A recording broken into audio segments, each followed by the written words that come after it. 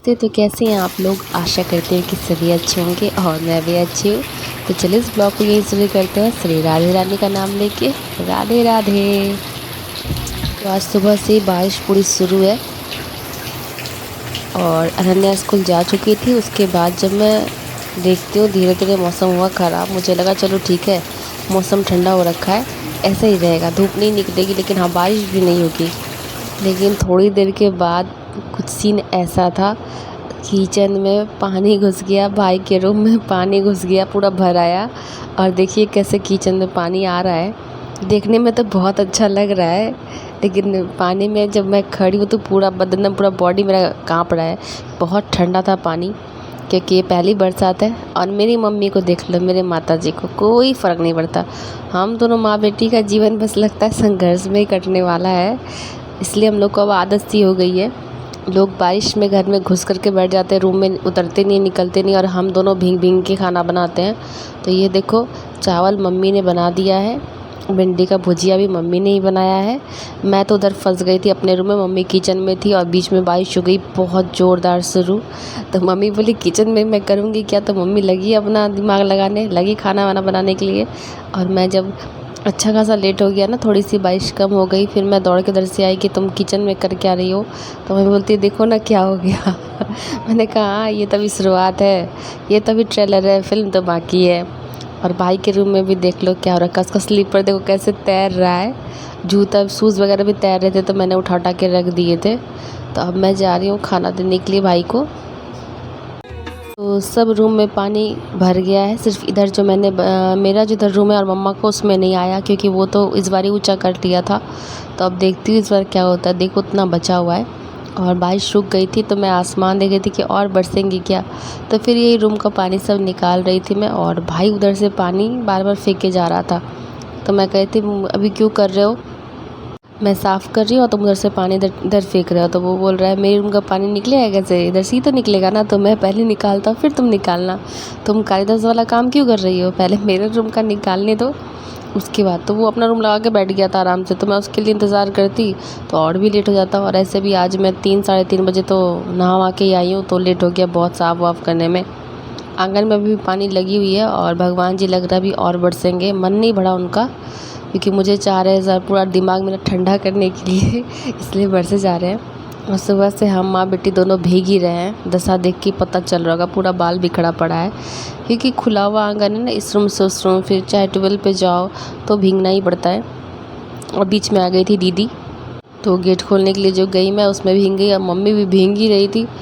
तो वैसे ही हम लोग का ये 4 महीना कटने वाला है दोनों माँ बेटी का, क्योंकि हम दोनों को ही ज़्यादा फ़र्क पड़ने लगता है। किचन बंद नहीं करते, बस सबके पसंद का खाना बना देते हैं, उसके बाद बैठते हैं। क्योंकि देखिए ये जो है ना, ये हम लोग को शुरू से तो झेला हुआ है, अब कब तक झेलूँगी पता नहीं, क्योंकि चारों तरफ ना ऊंचा हो गया है और हमारा घर डाउन। तो बारिश का पानी निकलने का कोई ऑप्शन ही नहीं है। तो जो भी बारिश का पानी होता है वो आंगन में जमा होता है, उसी से फिर घर में आ जाता है, तो घर भर जाता है। तो इस बार इधर का रूम ऊंचा कराया था, रिपेयरिंग जो कराया ना उसमें ऊंचा कराया था। तो जो मेरे ब्लॉग्स देखते हैं उनको पता ही होगा। उसके बाद मुझे मेरे दिमाग में कुछ खुरापाती आई, मैंने कहा चलो ठीक है करा जाए, क्योंकि कहते हैं ना जो जिसके, क्या ही बोलूँ।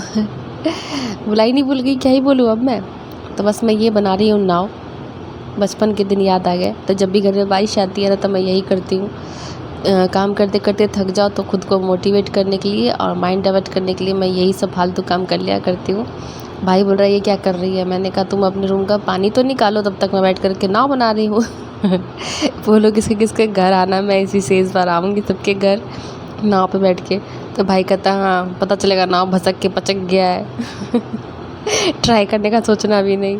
तो ऐसे ही पानी भरा हुआ था और वो अपने रूम का पानी निकाल रहा था वेपर से। तो मैंने कहा चलो ठीक है, मुझे ये पेपर दिख गया। तो भाई ने मुझे बोला कि तुम रहने दो, तुमसे होगा नहीं, मैं खुद से ही साफ़ कर लूँगा, क्योंकि तुम्हारे हाथ में अगर दर्द शुरू हो गया ना तो फिर खाना नहीं मिलेगा, क्योंकि वेपर से ना पानी निकालने में ना हाथ में दर्द हो जाता है।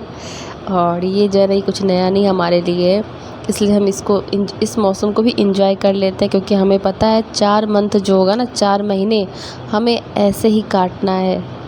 ठीक है, हम अपने दिल, दिमाग, किडनी, फेफड़ा सबको समझा लिए हैं कि भाई साहब 4 महीना झेलना है तो हँस के झेलो ना, रोने धोने से तो कुछ होगा नहीं। तो अपने आप को ऐसे मोटिवेट करके रखती हूँ। और मम्मी को मैं बोल रही थी, मम्मी देखो नाव भेज रही हूँ, जहाँ जहाँ घूमना है घूम लो। मम्मी कह रही थी अच्छा ठीक है भेजो। तो उसको नाव को बोल दी जाओ उस रूम जाओ, उधर लगो। मम्मी भी उधर खड़ी थी बेडरूम के सामने अपने, और भाई अभी भी झाड़ू से पानी निकाल रहा है और वाइपर मैं ले करके खेल रही हूँ। तो 2-3 दिन तक तो बहुत स्ट्रेस में थी मैं, लेकिन आज रिपोर्ट आया सब कुछ अच्छा है। तो चलो खुशी मिली जान करके, क्योंकि मैं अपने ऊपर कोई मुसीबत झेल सकती हूँ, कितनी बीमार पड़ जाऊँ वो मैं झेल सकती हूँ, लेकिन मेरे घर के किसी मेम्बर को कुछ हो जाए वो मुझसे बर्दाश्त नहीं होता है। तो बस 2-3 दिन तक तो दिमाग ऐसे ही ख़राब था, लेकिन अब ठीक है, क्योंकि रिपोर्ट में डॉक्टर ने बोला नहीं कोई प्रॉब्लम नहीं है और ज़्यादा सोचना भी नहीं है, सब कुछ ठीक है। तो जब मैं पानी निकाल लिया था रूम का सारा, भाई ने भी अपना निकाल लिया, तो मैं किचन साफ़ पानी से धोना शुरू कर देती, क्योंकि वो जो पानी रूम में आई थी ना उसमें मिट्टी पूरा मिट्टी था, तो अच्छा नहीं लग रहा था। तो मैंने बोला चलो ठीक है साफ़ पानी से फिर धो देती हूँ। उसके बाद मैं नहाने चली गई थी। और ये ब्लॉग कैसा लगा कमेंट करके जरूर बताइए, क्योंकि आजकल तो अब यही ऐसे ही ब्लॉग आएंगे, क्योंकि 4 मंथ जो है ना हमारी कठिन परीक्षा होने वाली है, मेरी और मेरी मम्मा की। हम दोनों माँ बेटी ऐसे ही इसमें सर्वाइव करते हैं, इसमें कुछ अलग नहीं है। तो ये मेरा डेली ब्लॉग था, तो मैंने दिखा दिया कि आज मेरा ब्लॉग लेट क्यों गया और मैं कर क्या रही थी। तो सब्ज़ी का टोकरी बाहर ही पड़ा था, पूरा गीला हो गया है, टोकरी इतनी भारी हो गई कि क्या ही बताऊँ। तो वही मिट्टी सब मैं निकाल दे रही हूँ। तो जो कोई मेरे चैनल पे पहली बार आते हैं ना, प्लीज़ चैनल को लाइक कीजिएगा, सब्सक्राइब कीजिएगा, कमेंट कीजिएगा और बेल आइकन जरूर प्रेस कीजिएगा, इससे आपको नोटिफिकेशन मिलेगा। तो इतना घर में पानी घुस गया था, ऊपर से भी बारिश हो रही थी, लेकिन खाना बनाने में कोई कसर नहीं रहा। भिंडी का भुजिया, चावल और चना दाल और नेनुआ जो बोलते हैं, कोई इसको घेवड़ा बोलते हैं, वो बनाया। उसके बाद घुगनी बनाई, क्योंकि कल ही चना दे दिया था, पानी में डाल दिया था तो वो बर्बाद हो जाता, तो फिर बनाना ज़रूरी था, फिर वो भी बनाया। फिर आम की चटनी बनाई। मतलब भगवान उधर से शुरू है, तो बोला चलो ठीक है, अगर आप हमें कष्ट देने से नहीं बाज आओगे तो हम भी अपना काम करने थोड़ा ही बंद करेंगे। आप बरसते रहो, हम भी अपना काम मज़े में करते रहेंगे, क्योंकि एक माइंड सेट कर लिया है ना कि 4 मंथ तो हमें ऐसे ही काम करना है। तो ये देखो इतना पानी था, अभी तो कम हो गया, क्योंकि ये जो नल देख रहे हैं इसमें पानी भरा पड़ा था। तो कोई नहीं, हमें आदत सी हो गई है। तो भगवान भी देखते कब तक हमारी परीक्षा लेते हैं, और हर बार हम पास करके ही दिखाएंगे, कभी फेल नहीं होंगे।